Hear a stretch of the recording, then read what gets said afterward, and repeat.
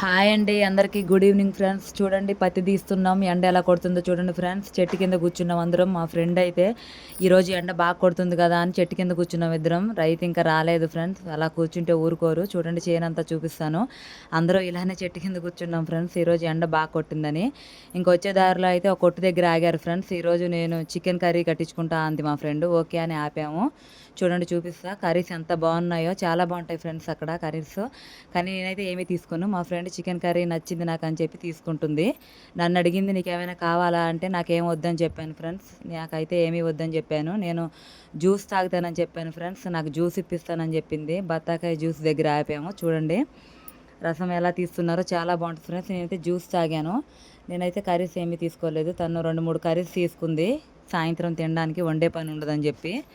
బయట కర్రీస్ అంత బాగోవు ఫ్రెండ్స్. మా అమ్మ చాలా బాగా వండుతుంది. ఓకే ఫ్రెండ్స్, వీడియో నచ్చితే సబ్స్క్రైబ్.